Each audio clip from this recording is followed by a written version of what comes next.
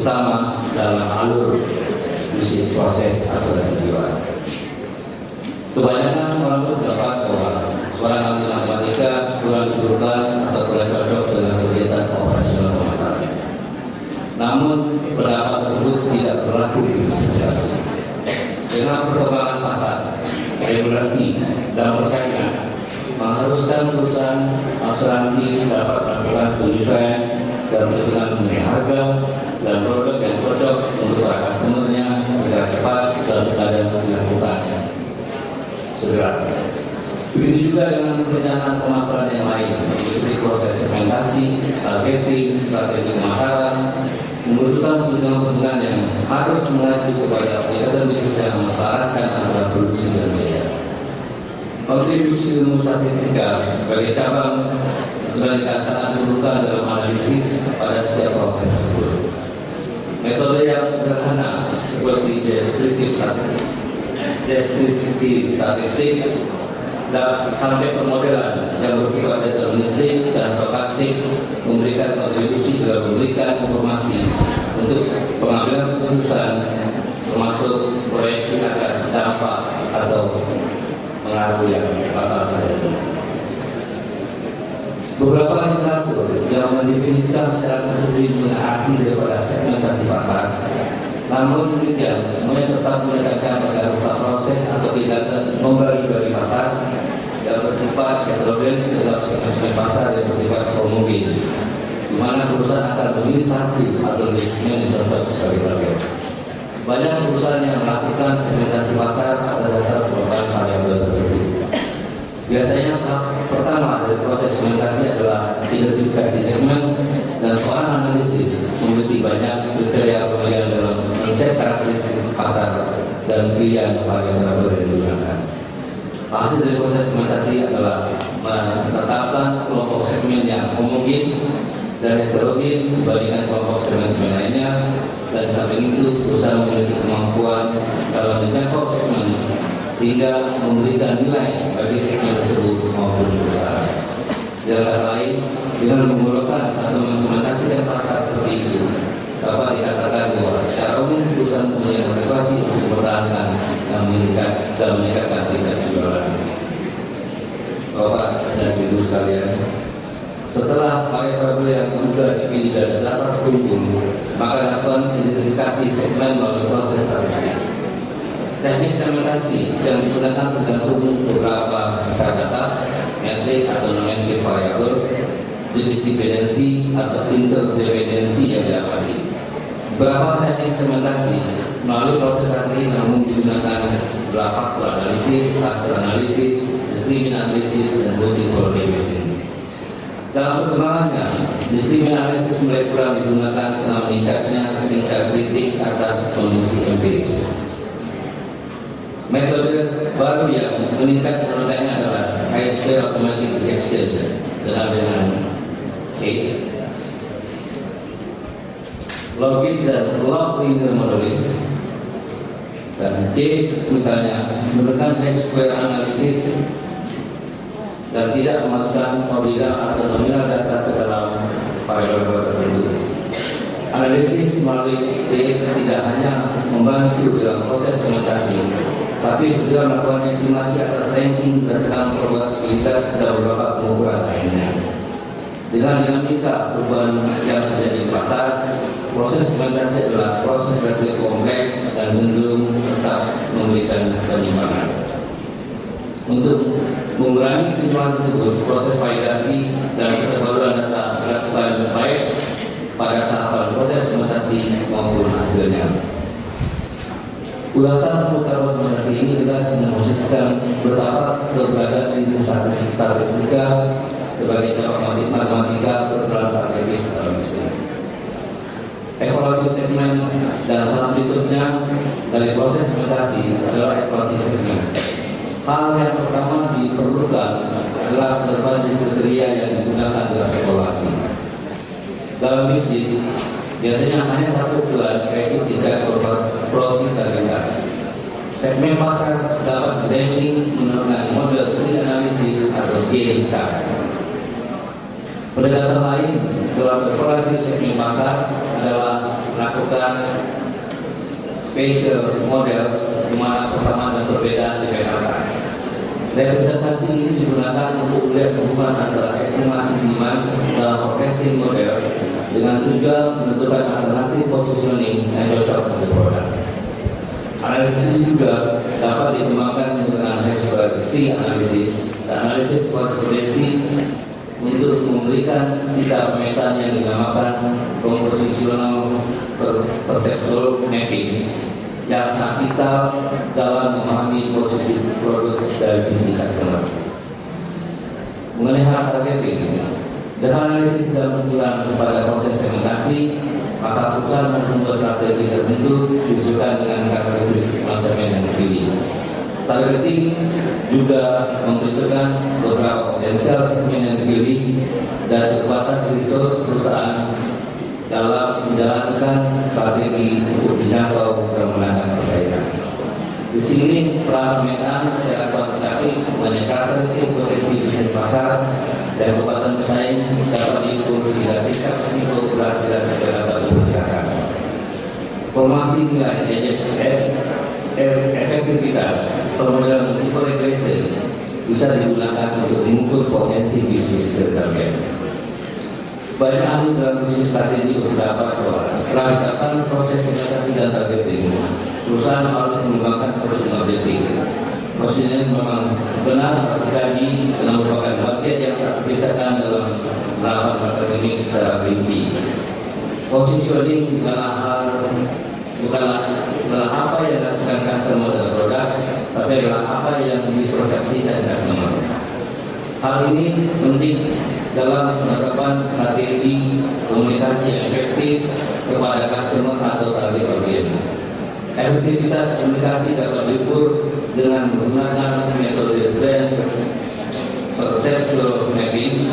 Melalui brand perceptual mapping kita bisa melihat apakah pesan perusahaan terhadap produk sama dengan yang ditangkap oleh para customer.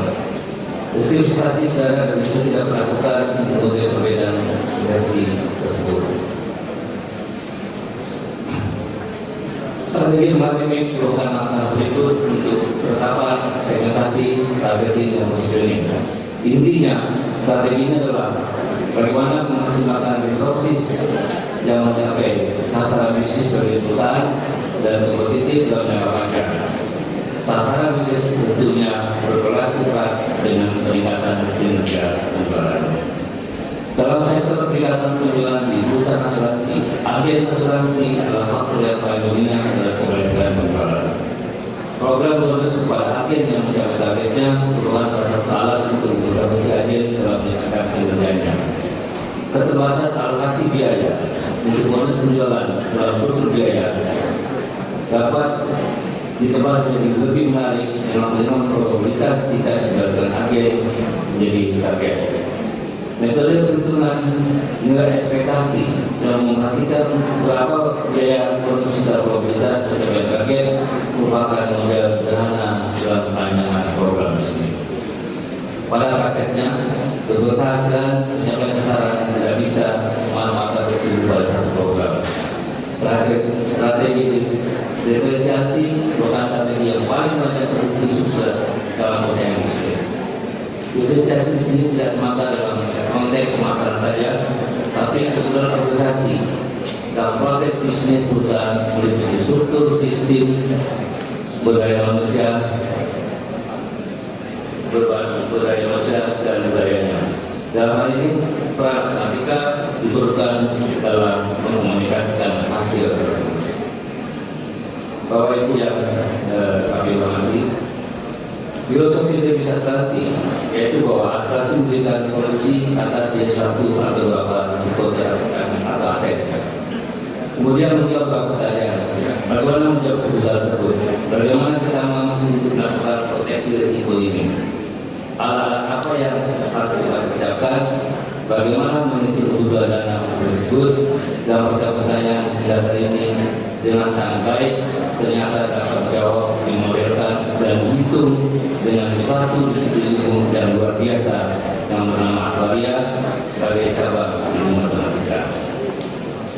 Nah, Ilmu aktuaria ini yang menjadi dasar dalam menjalankan proses bisnis dari asuransi jiwa, dan sekarang sudah mulai menambah pada industri asuransi jiwa, kerugian atau industri asuransi kerugian, dana pensiun, dan semua financial institusi. Bapak Ibu yang kami hormati, proses-proses dari perhitungan tersebut semakin hari semakin kompleks, dan terlihat bahwa proses yang dilakukan oleh para aktoris dalam perusahaan jiwa ini semakin lama mendekati menggunakan proses yang merupakan suatu kegiatan yang berhubungan dengan fungsi-fungsi yang seperti ini.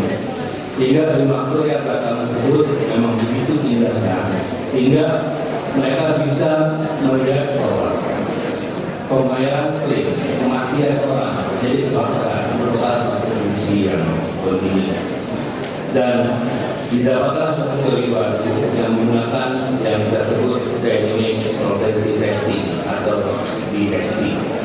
Di mana DST ini adalah suatu model yang baru ada di Indonesia sebagai warning system terhadap memandu kesejahteraan perusahaan agar sesuai dengan regulasi yang ada, dan ilmu tersebut didasarkan kepada yang kita kenal dengan simulasi Monte Carlo.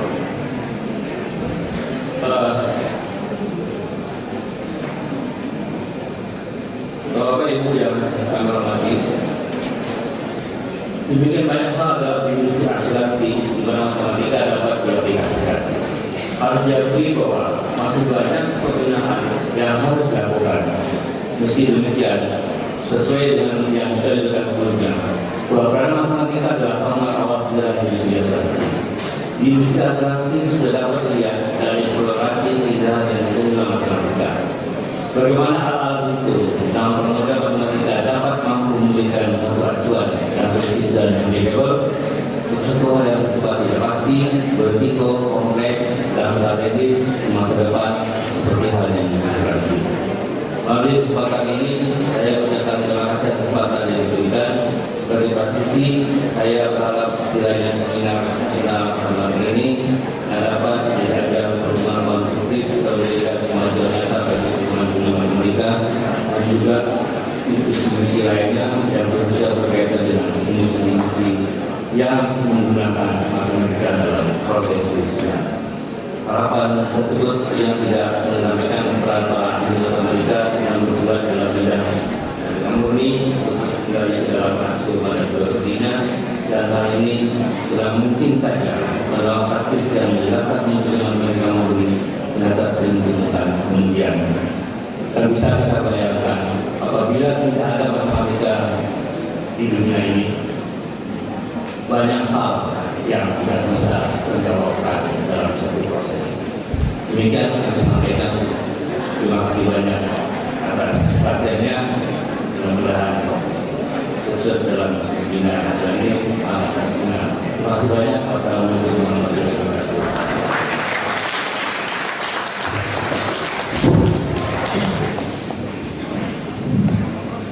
Baik, hadirin yang berbahagia, baru saja Pak Hendisman telah mengungkap beberapa bagian dari sekian banyak episode, ya, cukup panjang. Mudah-mudahan bisa tertangkap inti persoalannya, yakni di mana bahwa dengan matematika kita mampu memberikan satu solusi dari setiap permasalahan yang ada dalam kehidupan kita. Dan pasti kita pahami pula bahwa setiap kita pasti punya masalah. Tidak ada yang menjawab, saya nggak punya masalah Pak. Justru itu masalahnya, kenapa tidak punya masalah? Maka dengan konsep matematika yang disebutkan tadi, baik lewat sains logika, bait-bait, teori bilangan, geometri, kombinatorik, statistik, dan seterusnya, akhirnya menghasilkan sebuah lagu yang indah di dalam bahasa matematika. Nah, mudah-mudahan dengan berkumpulnya kita di sini dari sekian banyak bidang ilmu, mampu kita tunjukkan dengan keindahan matematika itulah kita mampu bertahan hidup dan memberikan solusi bagi kehidupan bangsa dan negara. Maka dengan ini kami mengundang Bapak Ibu yang hadir di sini untuk bisa sharing diskusi atau bertanya kepada pembicara utama kita, Pak Hendrisman. Saya berikan kesempatan, kemudian nama dan instansinya, Pak. Baik, Pak Ibrahim. Saya sudah lihat dari Pak Ibrahim. Apa yang dipaparkan tadi itu sangat menarik, mulai historis matematik dari awal, lebih dan seterusnya. Dan ini tadi saya menyimak satu masalah yang agak menarik. Dan ini mungkin nanti dijawab dengan apa yang diakui oleh Bapak. Dalam permasalahan pemodelan, saya dikatakan bahwa model dituntut oleh dua tuntutan yang berlawanan. Di satu pihak masalah sangat kompleks, ya, di satu sisi bahwa model harus sederhana sesimpel mungkin. Nah, bagaimana langkah-langkah untuk mengatasi kedua hal yang bertentangan tersebut? Dan ini hal berikutnya dikaitkan dengan bidang atau pekerjaan yang Bapak pilih. Tapi itu satu pertanyaan. Terima kasih. Terima kasih Pak Sudrajat. Untuk gaya negeri sipil 66 tahun. Masih Tepuk tangan. saya dari Cirebon, Jawa Barat. Mohon maaf, namanya Pak. Teman Rasa Sarkani Putra, alumnus IPB dan UGM. Masuk Saudi tahun 63, kemudian di IPB 63 juga. Jadi masih relatif mudah ya. Kalau mau ngecap sedikit nanti banyak. Pertanyaan pertama, kalau saya masuk asuransi jiwa saya hari ini, kalau mati 20 tahun lagi, saya masuk surga kan? Saya masuk surga, ada jaminan kan? Kalau matematisian ilmu matematika diterapkan dalam asuransi, gitu ya, kan harus ada love, duty, utility, love cinta kepada pekerjaan berdasarkan profesi matematikanya. Dalam duty ada keindahan, ada utility-nya gitu kan.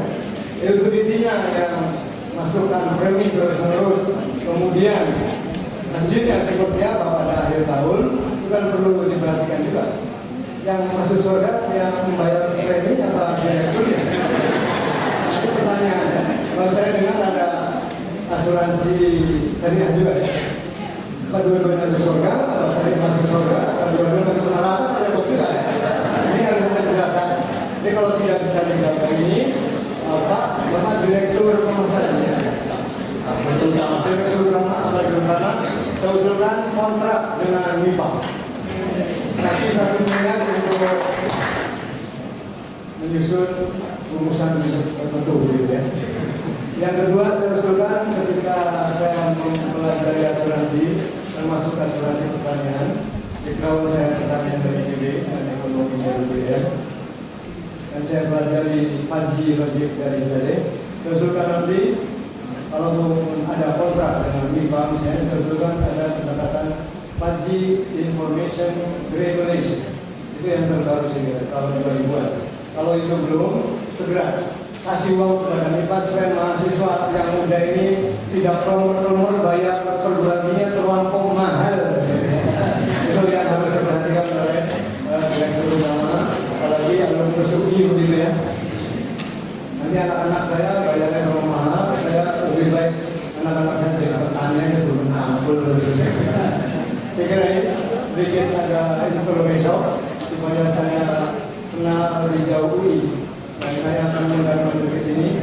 Kawan saya rektor itu relatif muda, kemudian dengan Pak Muhammad ya psikologi, sama-sama orang Cirebon, sehingga nanti saya lebih mesra dengan bisa karena banyak belajar.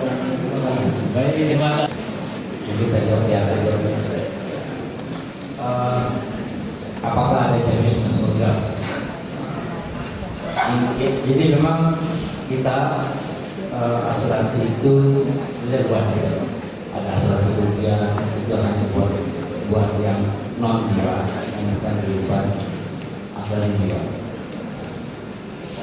Memang sekarang ini kalau kita di negara berkembang asuransi itu masih kebutuhan yang kalau saya bilang bukan sudah, tapi mungkin yang 25 atau 10 kan proteksi. Tapi yang menariknya di negara kita ini sekarang proteksi terhadap harta benda itu sudah berkembang dengan pesat dibandingkan dengan proteksi terhadap jiwa. Akibatnya apa? Kalau kita lihat di sini, nyatanya orang kita ini lebih sayang kepada hartanya daripada kepada jiwanya, lebih bermanis.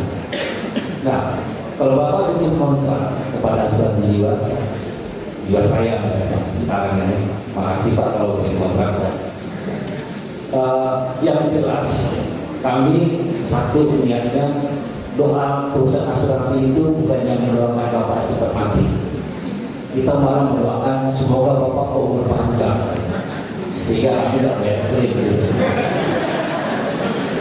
Jadi kalau orang bilang kalau perusahaan asuransi dia memang kemudiannya enggak, itu sangat daripada Bapak sehat, panjang umur, sehingga kalau risiko terjadi tidak terjadi tertunda sampai lama, ya klaim juga tertunda sekian lama.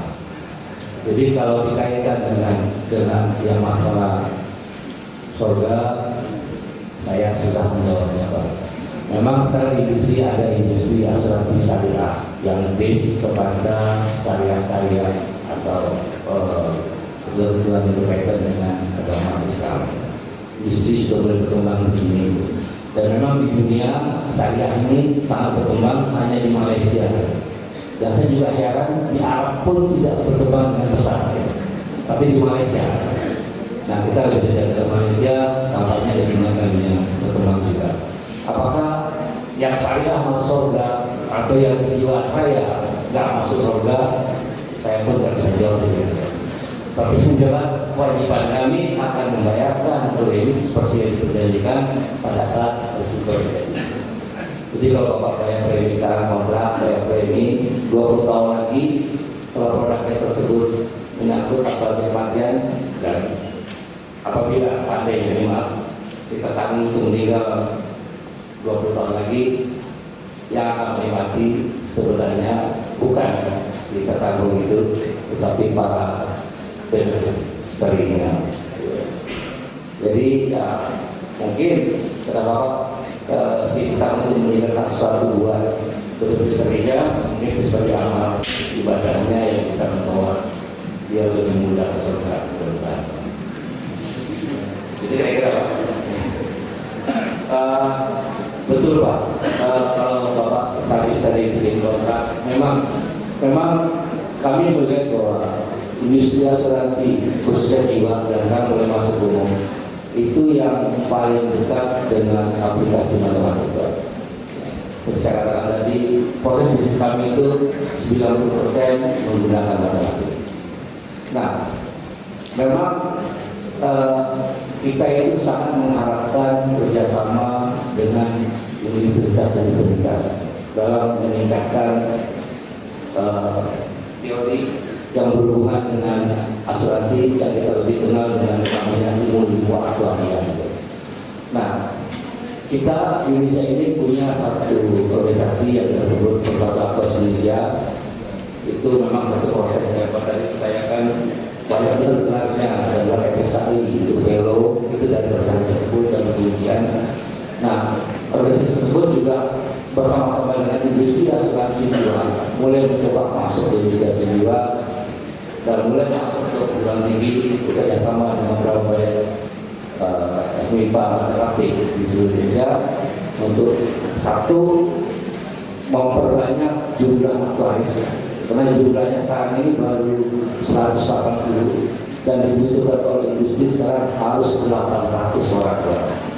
Jadi sekarang kita push kepada universitas yang sekarang sudah 5 universitas untuk penelitian. Dan memang kita di perusahaan asuransi itu menyediakan 5% dari biaya personalnya harus buat penelitian yang dikerjasamakan dengan universitas. Jadi ada dua. Jadi kalau sudah diperkosa, nanti saya akan menyiapkan selektif. Memang ini sudah dilakukan beberapa universitas seperti DB sudah dilakukan. Memang dengan ini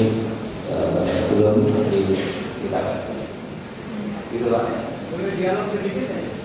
Boleh? Silakan, Pak. 1 menit aja. Kenapa kalau asuransi untuk food crops, asuransi biasanya lari melarikan diri? Ya, kalau karet, kalau sawit mau mungkin ada. Kalau food crop kalau itu, ada food cropnya kan kebutuhan pokok itu wajib. Bayar dari utamanya masuk surganya tingkat tinggi kan gitu. Ya Pak.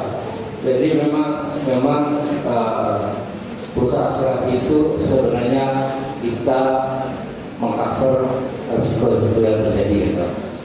Dan umumnya setiap risiko itu tentu tidak sebanyak itu risiko yang ada dalam kehidupan ini tidak semuanya dibahas oleh perusahaan asuransi. Dan harus Bapak ingat juga bahwa perusahaan asuransi ini selain misinya yang mulia tadi memberikan cover, tentu dia juga punya misi lain untuk membuat laba yang sebesar-besarnya itu. Jadi dua misi ini. Nah, khusus buat asuransi Bapak katakan tadi, memang untuk di industri pertanian sampai saat ini asuransi hanya menutup kalau mereka sebut growing risk. Tapi sebenarnya harus diingat bahwa kalau polis ya, kalau tanaman misalnya palm oil ya mati sebelum mencapai produksi, buat minyaknya atau asuransi akan ganti. Memang risiko yang cover di sana bukan itu, Pak. Risiko yang covernya kalau area tersebut terbakar. Jadi kalau pohonnya semua area itu terbakar baru kayak gitu. Jadi kalau pohonnya mendadak kali ini mati kena hama, sampai sekarang asuransi belum berani tas itu. Mau sih tas itu, tapi belum berani. Kenapa? Sekali kita tutup usaha asuransi. Untuk Pak Suraya, ini pertanyaan bagaimana melakukan suatu model sangat kompleks tapi kita harus lakukan dengan sangat sederhana. Iya Pak, diperlukannya para mereka atau itu. Kalau kita lihat masalah yang kompleks sekali, variabelnya banyak yang harus dilihat.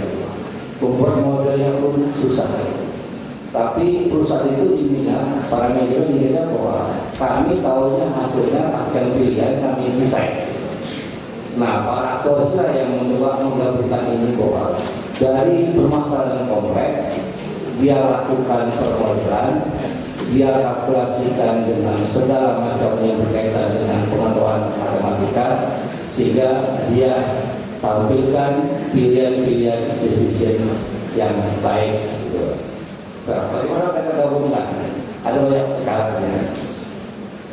Mereka biasanya melakukan itu dengan satu simulasi yang dilakukan berkali-kali, sehingga memang tidak menutup kemungkinan bahwa untuk suatu permasalahan itu kita diberikan pilihan oleh aktuaris itu sampai 30-40.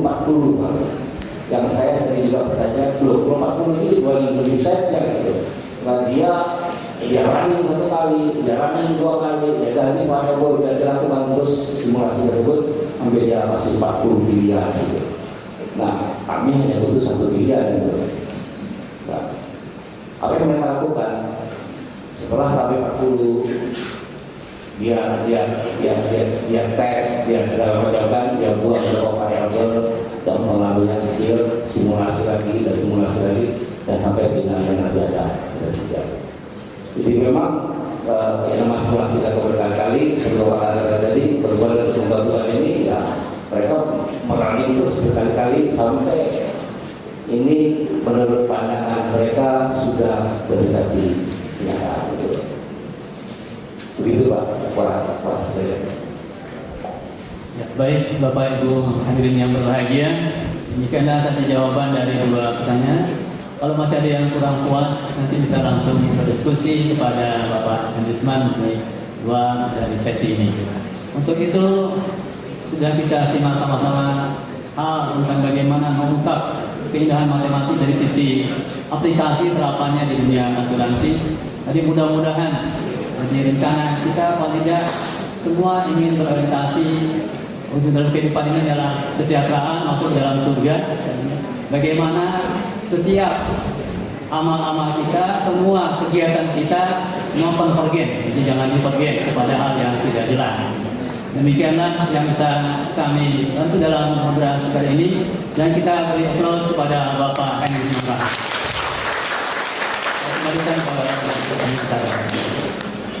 Terima kasih kepada Bapak Henry Isman selaku keynote speaker atas presentasi yang telah diberikan, dan kepada Bapak Suryadi yang telah memandu pembicaraan ini sebagai moderator. Dan selanjutnya adalah pemberian kenang-kenangan oleh Bapak Profesor Dr. Asep Suryana kepada Bapak Henry Isman. Pada Bapak Profesor Dr. Asep Suryana, kami persilakan untuk menyerahkan kenang-kenangan pada Bapak Henry Isman.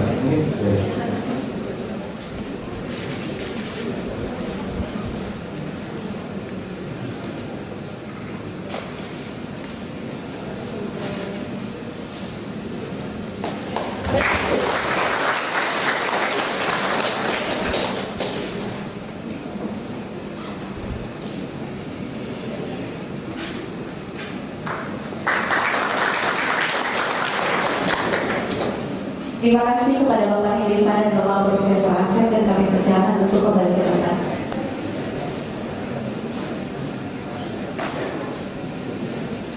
Baik, para hadirin sekalian, kita lanjutkan untuk pembicara utama kedua.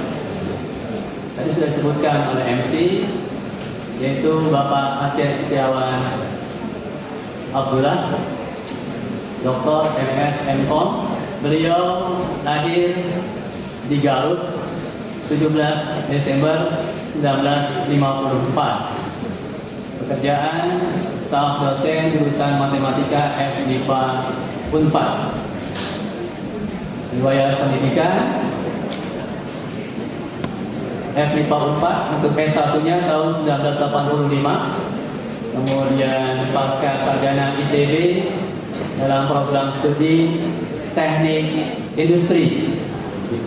Lalu ke bagian yang lainnya. Untuk S2 1989. Kemudian tidak puas lagi dengan S2-nya di sana, beliau pergi ke pasca sarjana UGM untuk bidang ilmu komputer tahun 2004, dan program doktor UGM bidang ilmu komputer tahun 2009. Sehingga semua didasari dengan awal masuknya dari matematik belajar seperti itu.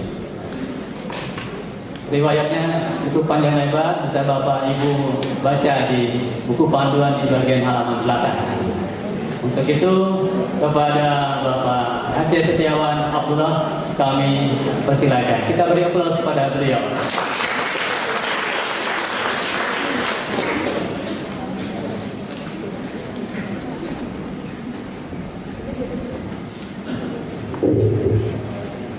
Assalamualaikum warahmatullahi wabarakatuh. Pada kesempatan ini saya akan sharing hasil penelitian saya dengan Bapak dan Ibu, mudah-mudahan ada yang mungkin. Dan saya itu judulnya adalah Partial data mining menggunakan model data klinis untuk pemerintahan untuk di Indonesia.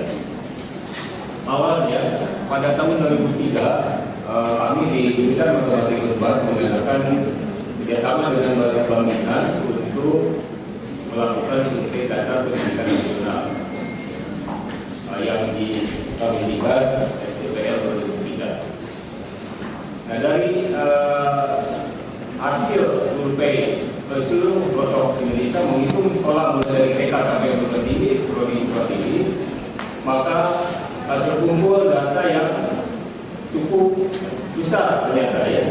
Nah, setelah kita lihat datanya itu hampir 43 gitu datanya ini. Kemudian di satu sisi pada akhir tahun 80-an muncul disiplin ilmu baru yang disebut data mining ya.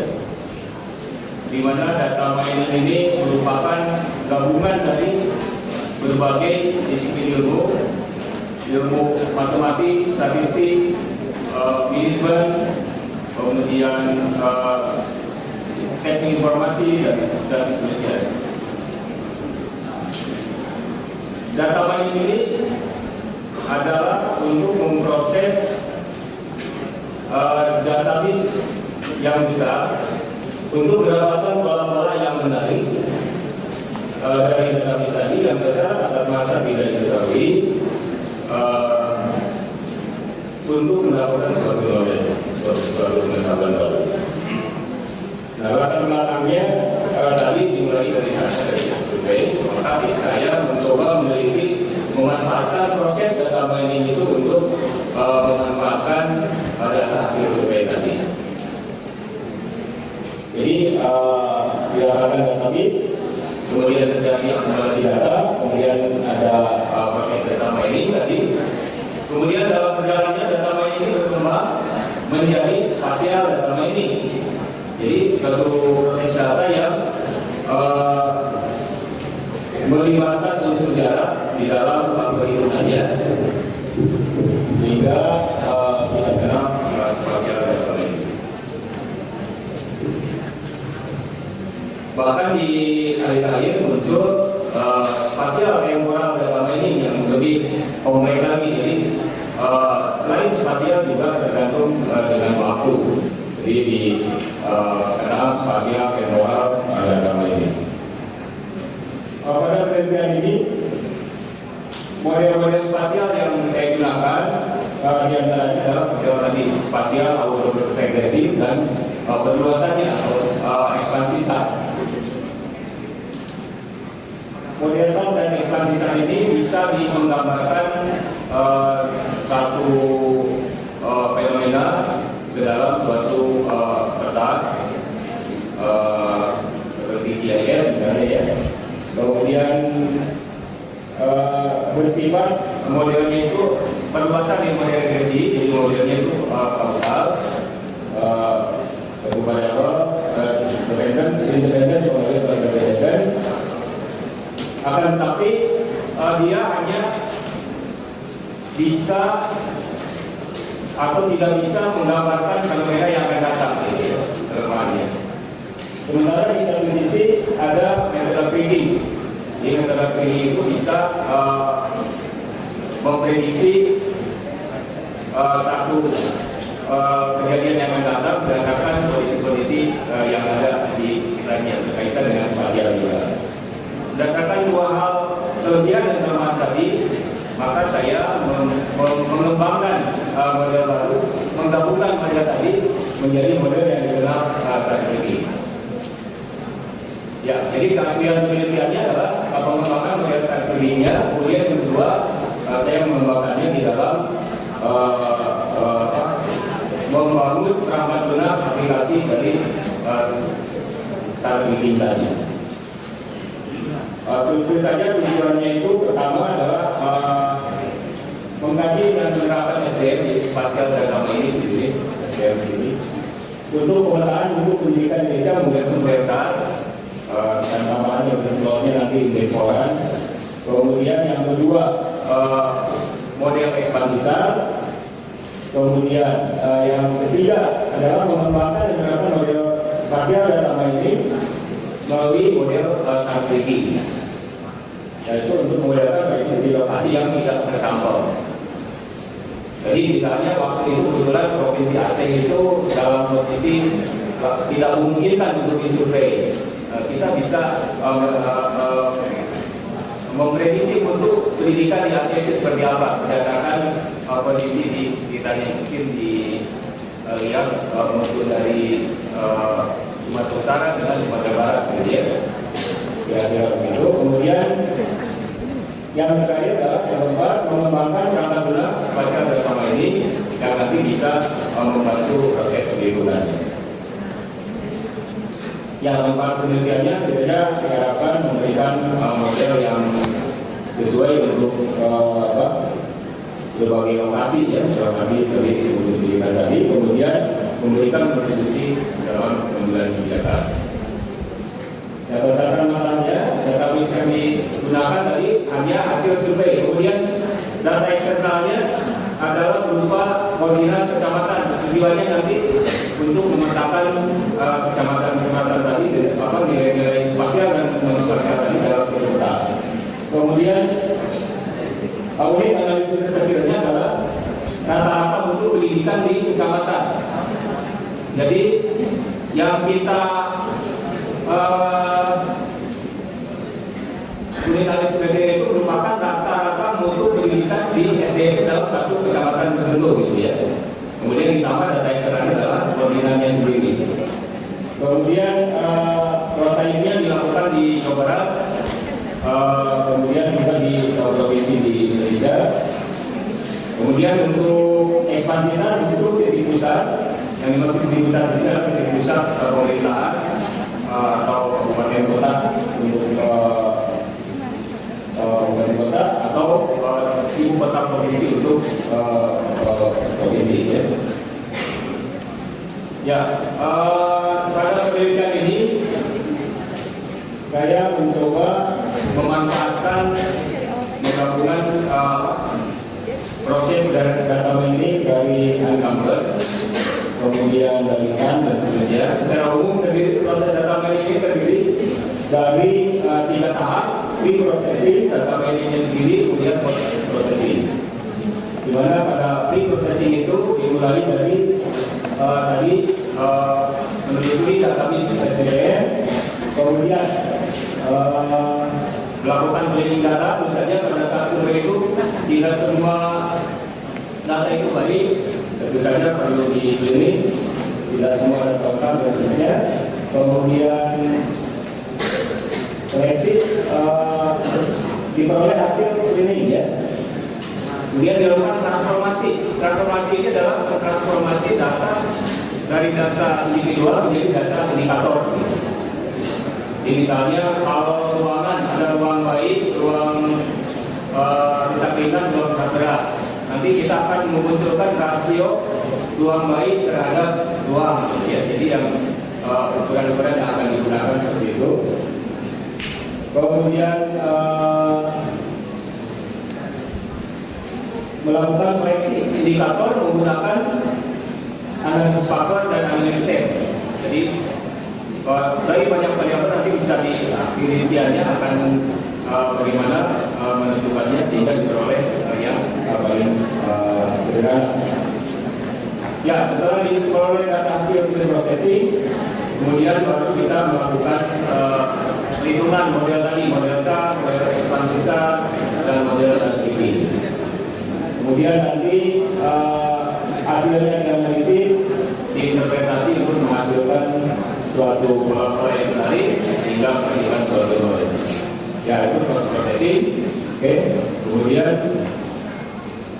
ya ini proses data mining yang dilakukan seperti ini.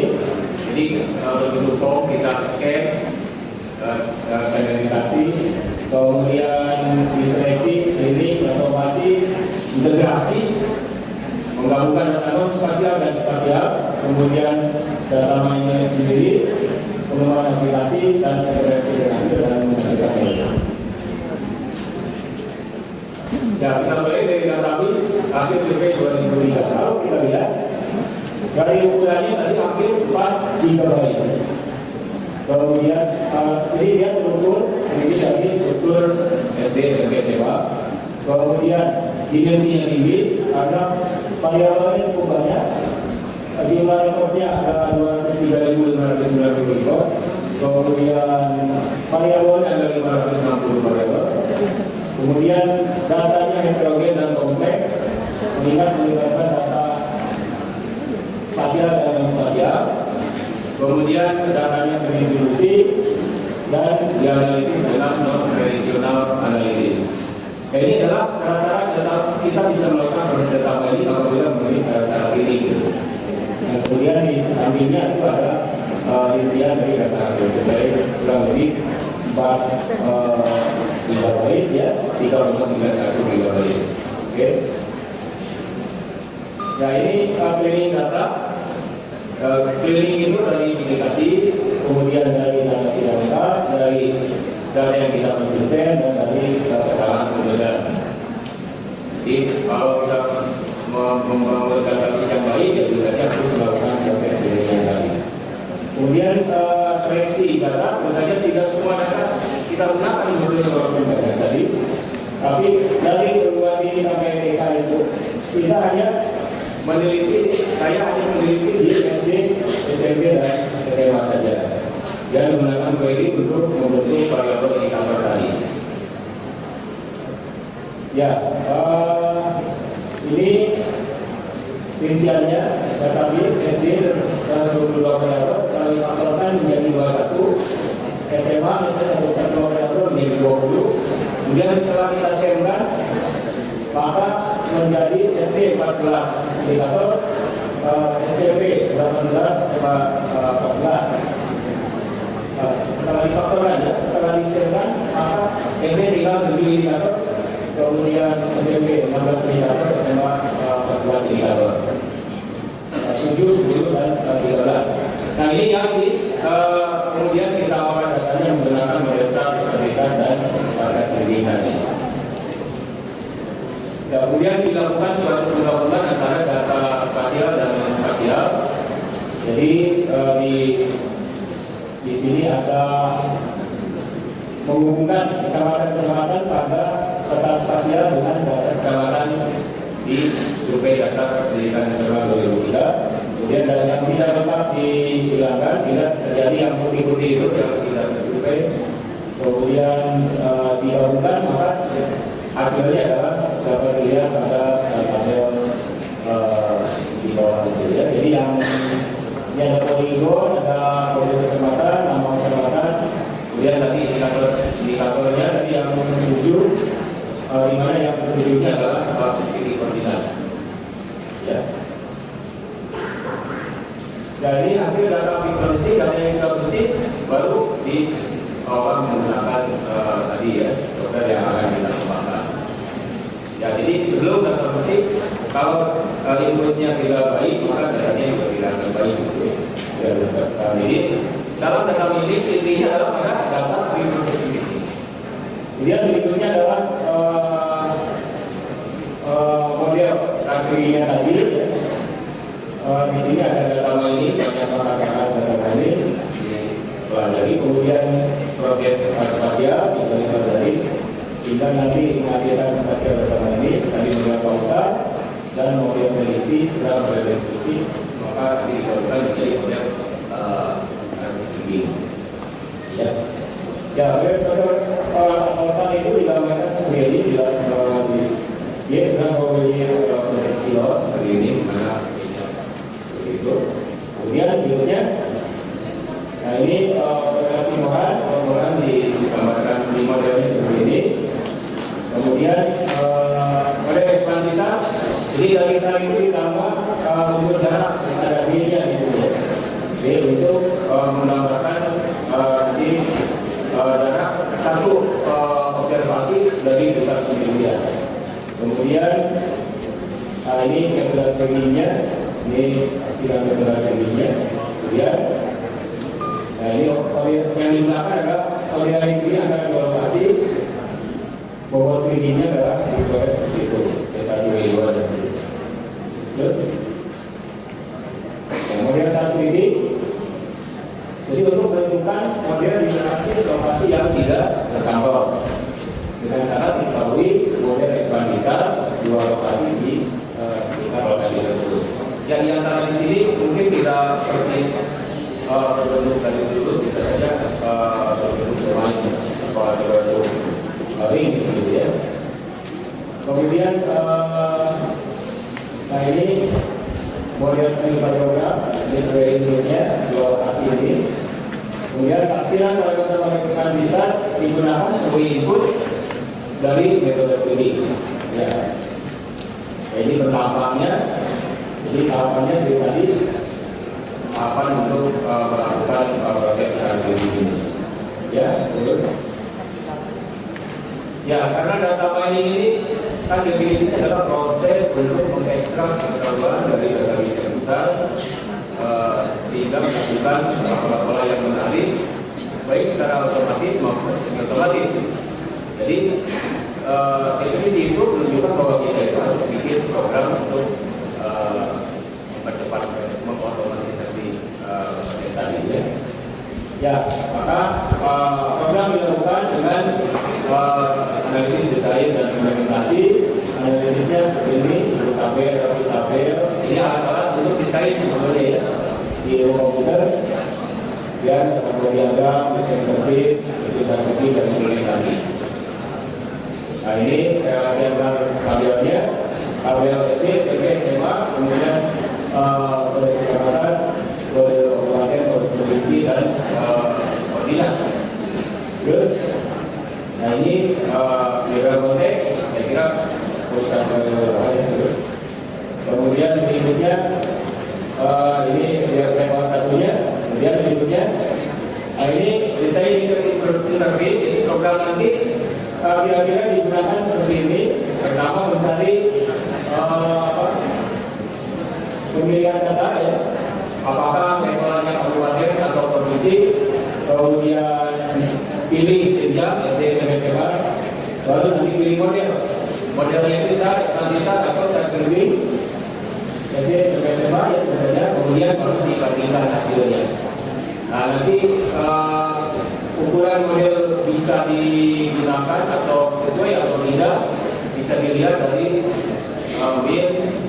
dari mapenya gitu ya. Kemudian ini prosedurnya jadi mengikuti tadi. Berikutnya ini aplikasi yang sudah dihasilkan. Sebetulnya aplikasinya sudah ada, nanti di sesi paralel secara langsung ya. Ya. Ini cara input data, jadi kabupaten, kecamatan, kabupaten atau provinsi, kemudian jenjangnya apa, kan datanya akan muncul. Jadi karena kita sudah siapkan kan tadi dari proses. Kemudian berikutnya, nah ini model asalnya spasial autoregressive, di mana yang diperhatikan adalah kuadratnya dan row-nya provinsi dan row-nya sendiri. Ya. Kemudian kalau kita rekap untuk daerah tadi ya Jawa Barat ini, maka SPL seperti itu, kemudian row-nya seperti itu, relasinya ada yang dua kuat dan dengan sedang yang bawah. Jadi SPL row OPTW sebagai sebesar 0,45 sedangkan berarti kesamaan dari OPTW hubungannya kuat karena 0,66. Terus, nah ini gemoran ini untuk melihat autokorelasi spasial menjadi positif di sini ya. Artinya orientasi memiliki kemiripan tidak akan melorot dalam suatu peta nanti. Oke. Nah ini petanya kalau kita lagi dari data non spasial dan spasial kita kombinasikan, kita gabungkan menghasilkan peta seperti ini.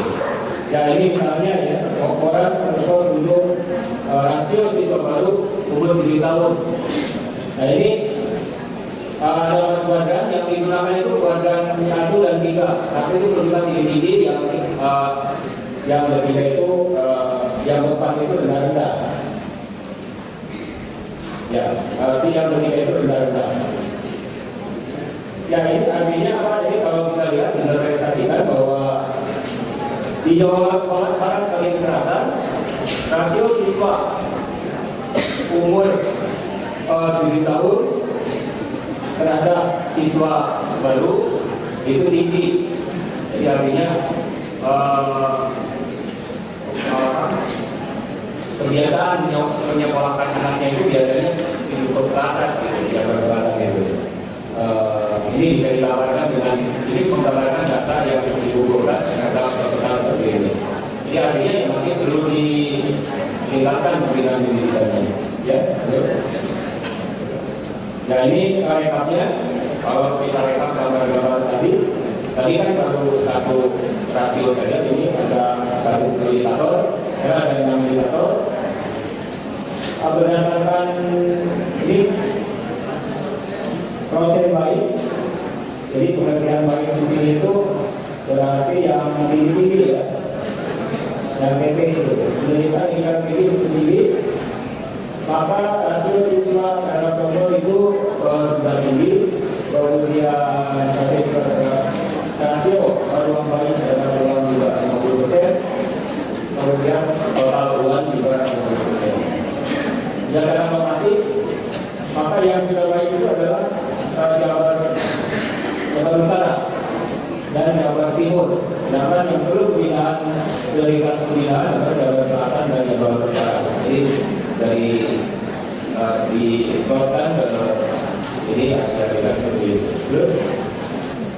Nah ini nanti ekstra besar, ekstra-nya 0,80 untuk tinggi. Nah ini yang bawah ini adalah model untuk taksiran untuk pendidikan di lokasi tersebut ya, untuk variabelnya begitu. Jadi variabelnya ketahuan. Jadi nanti variabelnya ini sama dengan tanda 6,3 plus 0,18 kali PSDGR terus ya, kemudian plus 0,1 kali PSDGR dan seterusnya. Jadi yang ada di ini menunjukkan spasialnya ya, yang ada spasialnya. Ya, terus. Nah ini betul-betul. Saya ini tadi menggambarkan betul SMP di Kabupaten Bandung. Jadi kalau indikatornya tahu, maka musuhnya akan tahu. Jadi buahnya akan tahu. Asal indikator yang baik tahu gitu ya. Saya tidak mengatakan tidak berbuat tidak ya. Tapi kalau indikator yang lain tahu ada, gitu, maka mutu itu bisa dihitung, bisa diprediksi.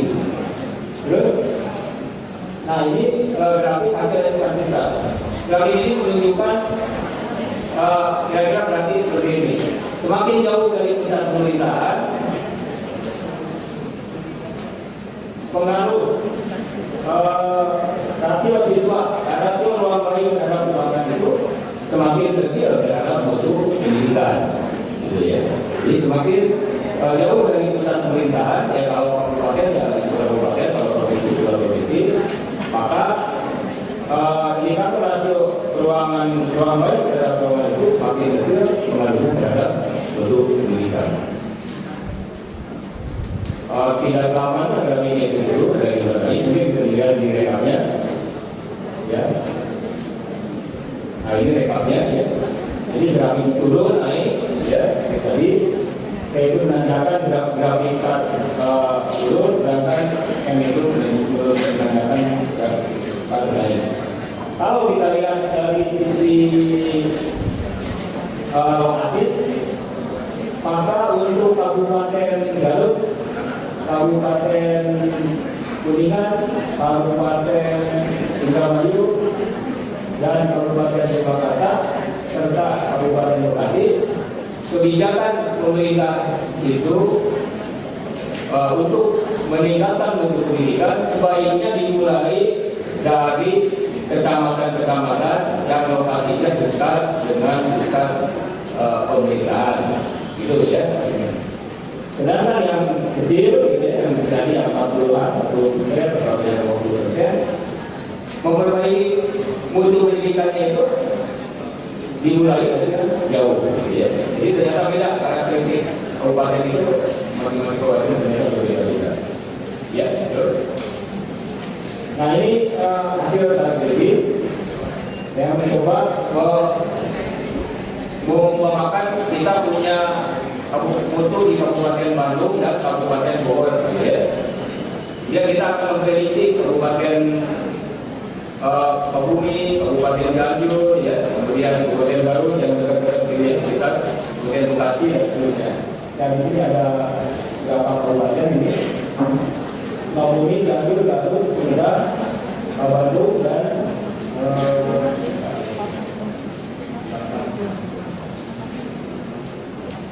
ya dari hasil prediksi ini ya langsung didapatkan dari strategi program, maka kesamaan mutunya langsung didapat. Oke, tulisan. Nah, kemudian bandingkan hasil. Ya, tadi kan umpamanya kita tidak punya data. Sedangkan untuk mengujinya dengan data yang ada, gitu ya, kita uji, lihat mutu hasil surveinya berapa, kemudian lihat mutu hasil strateginya berapa. Kemudian dibandingkan, apabila errornya atau selisihnya lebih kecil dari 10%,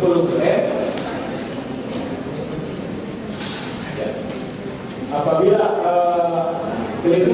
kecil dari 10%, maka kita nyatakan bahwa model itu sesuai, gitu ya.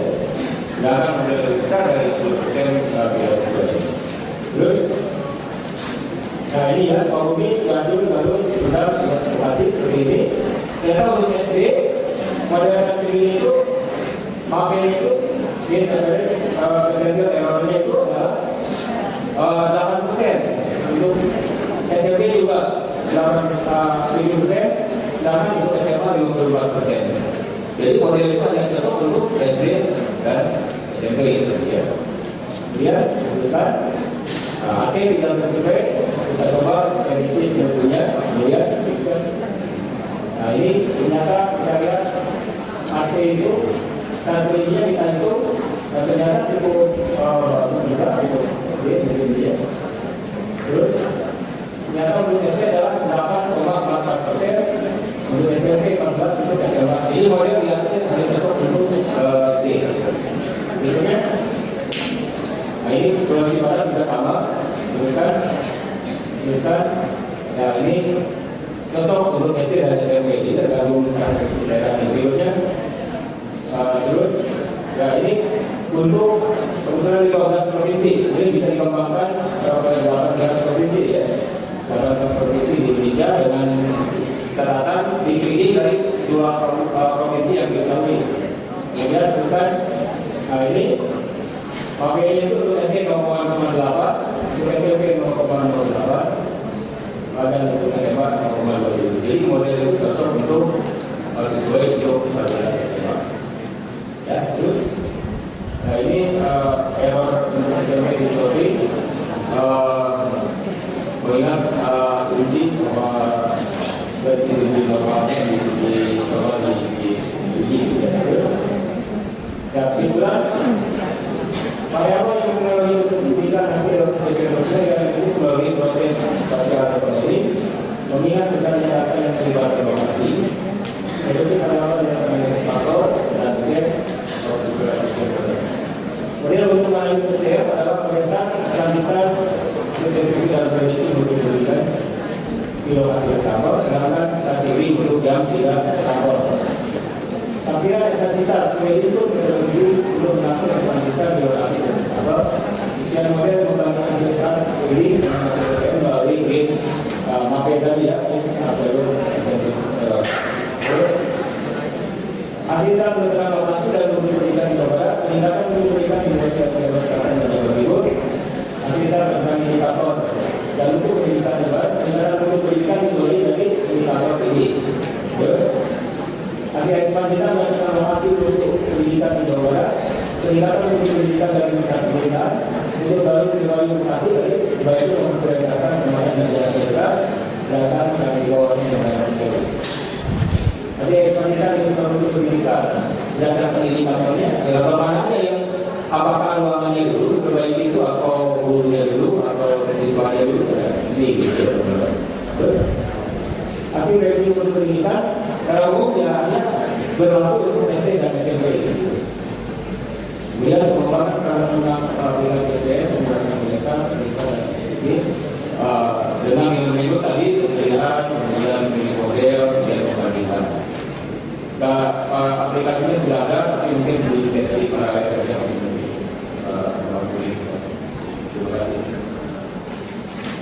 Baik, saya beri kelas kepada Bapak